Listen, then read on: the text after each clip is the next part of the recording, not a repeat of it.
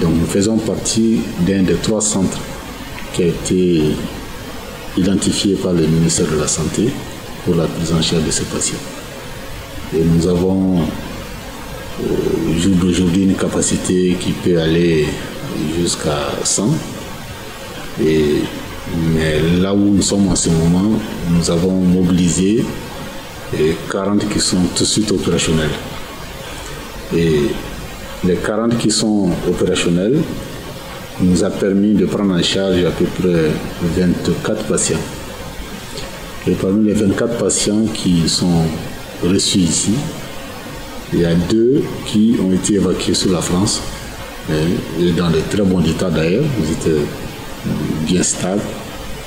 Il y a un qui a été exerté bien avant les autres, parce que aussi il était guéri. Et hier, nous avons fait sortir 3 autres parce qu'ils ont été testés doublement et ces résultats sont revenus négatifs. Donc ils ont été également guéris. Et au jour d'aujourd'hui, jusqu'à ce matin vers midi, on avait 18 patients.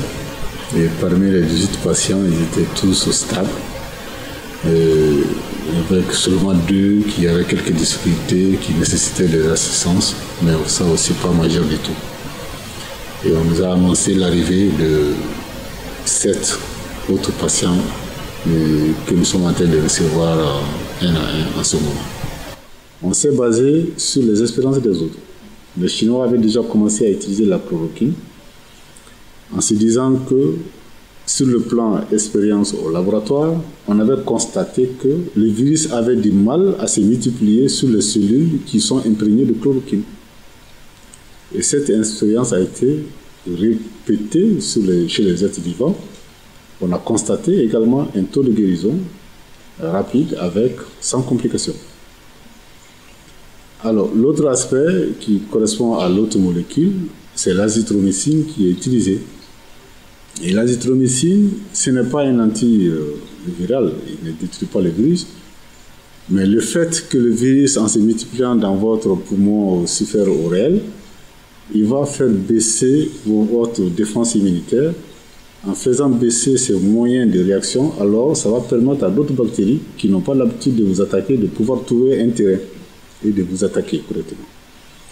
Alors, en ajoutant l'antibiotique, vous allez empêcher ces bactéries-là de venir s'ajouter à la danse. Ça, c'est la deuxième molécule qui a été utilisée.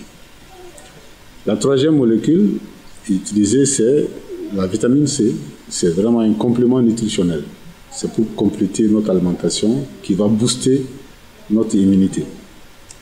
Au contraire, le fait déjà de voir cette maladie chez nous doit pousser tout le monde à doubler d'ardeur. C'est une maladie qui va nous affecter plus sur le plan économique que sur le plan santé. Quand on voit la rapidité par laquelle ce mal se répand,